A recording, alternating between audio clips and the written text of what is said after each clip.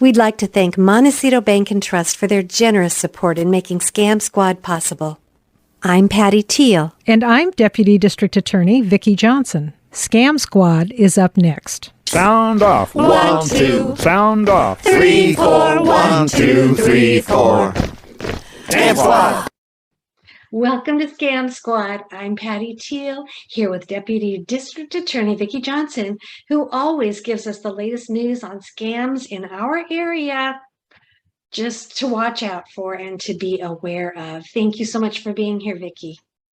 Thank you, Patty. Always a pleasure to be on Scam Squad. So this headline caught my eye. It's from an article published in AARP magazine, which I highly recommend to anybody that's interested in lots of different things pertaining to seniors, but they have lots of information about scams.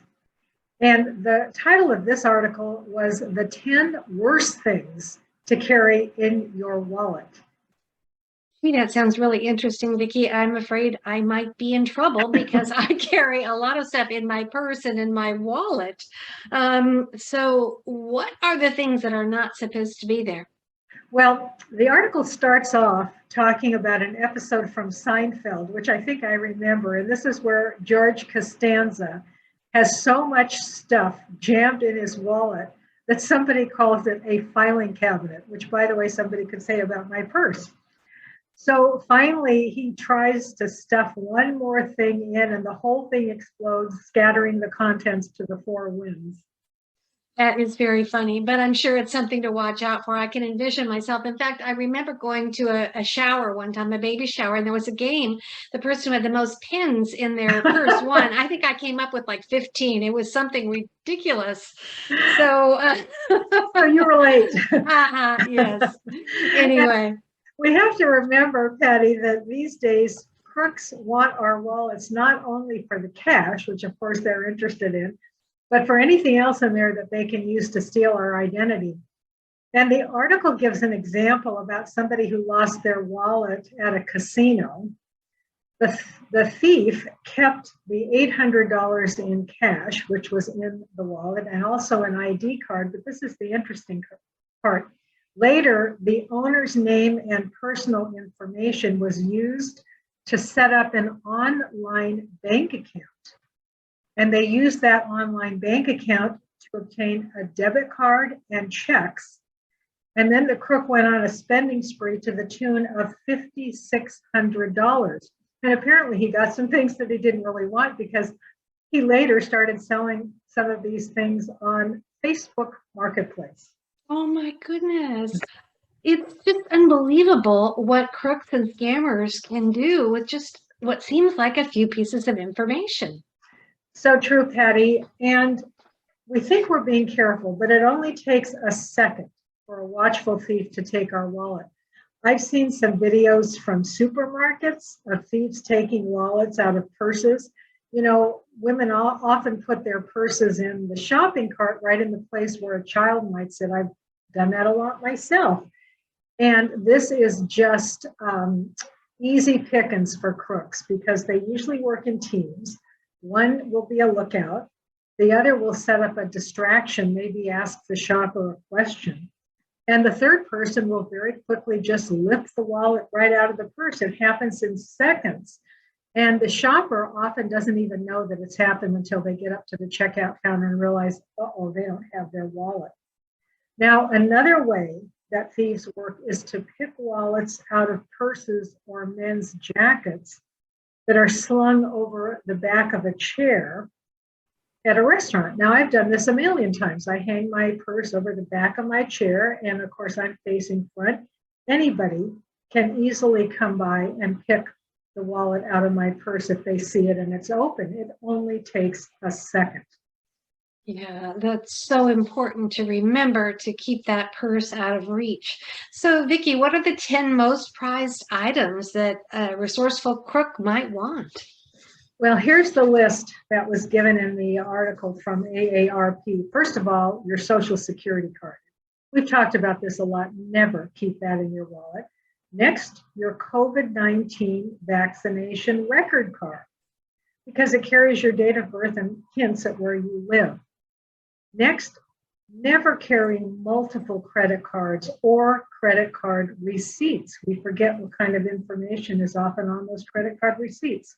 Checkbooks, or even one blank check. Be careful what you carry. A work ID card, that's going to give a lot of information about you. Passport, never carry the passport in your wallet unless, of course, you're boarding an airplane. A gift card that's not fully redeemed. Crooks would love to get their hands on that. Your birth certificate. Now, most of us would not carry our birth certificate in our wallet, but nowadays, sometimes you might need that to board a plane. Just remember to take it out of your purse or your wallet after you're done with it. And finally, now this is kind of strange to me, your library card. This sounds pretty benign, but a crook can always check out lots of books and sell them for $1 or $2 a piece. I wouldn't worry so much about that. But I think the other things are very, very important to remember to not keep in our wallets. That's great advice, Vicki, that you're giving us today. So we have to have our driver's license with us if we're driving, of course. And do they suggest one credit card? That's right. The article does suggest carrying one card that can be used everywhere. Now, one other thing that you can do is to carry a digital wallet on your smartphone. So these contain digital versions of our credit and debit cards, which you can use to pay with your smartphone. And I've certainly seen lots of people doing this, usually younger people. My son actually only carries his cell phone, which has a pocket attached, and that's where he can slip in one credit card and his driver's license. And that literally is all that he carries. Well, that sounds safer than carrying our purses and our wallets with so much information. And many of us keep better track of our cell phones than our wallets because then we use them more. But God forbid we lose our phone. That would just be awful, wouldn't it, Vicki? It's true. We do keep better track of our cell phones. Often people never let those phones leave their hands. Mm-hmm. And another thing that the article went on to say, and I think this is really a good piece of advice, take a photo or a photocopy of the front and back of each credit card in case they do get stolen or lost. That way you'll have the card numbers and the telephone numbers to call to cancel the missing card and to order a new card. You know, Vicki, I'm getting off topic just a tiny bit, but I'm wondering, since most of us have old cell phones that are maybe not active, if we shouldn't use them for the pictures of our credit cards, because if my purse got stolen, most likely I have a pocket on my side of my purse that has the cell phone in it. And if they got both, man, I'd be in deep trouble. Right. Yeah, I think that's probably a good idea. You can take a photocopy too and just keep that in a file in your home somewhere. Because honestly, I've had this happen to me where I've, lost a card. It hasn't been stolen. I've just frankly lost it, forgotten it in the store someplace.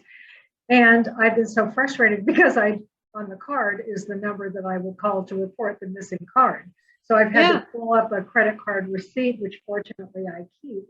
But it would be a really good idea to have all that information just in a file someplace readily available. And recently I temporarily lost my cell phone and I was calling it with another phone looking for it. And it was in a store. Evidently, I'd either set it down or it dropped and the clerks had it for me. But my goodness, cell phones that have so much information on them can really be a horrible thing to lose. So I like your idea of the photocopies or using an old phone to take pictures.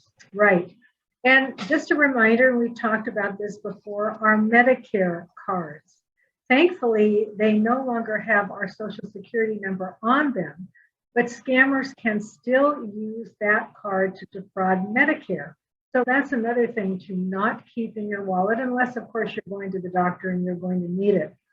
But I find that the doctors that I go to regularly, they usually have a copy of my Medicare card on file, so I don't need to show it each time. Now, the article also talks about criminals creating what they call synthetic identities, which is apparently a new thing and a fast-growing kind of fraud. Vicki, even though I've been hosting Scam Squad with you before, I'm just lost. What on earth is a synthetic identity? It's hard to keep up. I have the same reaction. So here's how it works. A scammer can use any information that they might find in your wallet to begin creating a synthetic identity. Then they combine your information with other information they find, like maybe a child's social security number and maybe a senior's address and phone number. So now they've got 3 different sources of data. And with this data, they can create a completely separate identity using your name. And then they can create new accounts using your name. Oh my goodness. How long does it take them to do that? Well, that's an interesting question. Scammers think long term sometimes because they do sometimes incubate this information for a period of time or sell it on the dark web, and it might not surface as a synthetic identity until a year later when accounts get opened in your name. So this makes it even more difficult to track down because you may not remember when your information could have been stolen if it happened a year or so ago. Oh, this has been a very enlightening show and something that I'm going to block off time to take those extra credit cards out of my wallet, out of my purse, take my Medicare card out. I'm guilty of all these things, Vicki. Me too. I mean, truth be told, my wallet looked like George Costanza's wallet before I got this article. It was so full of stuff. It was getting heavy for me to carry.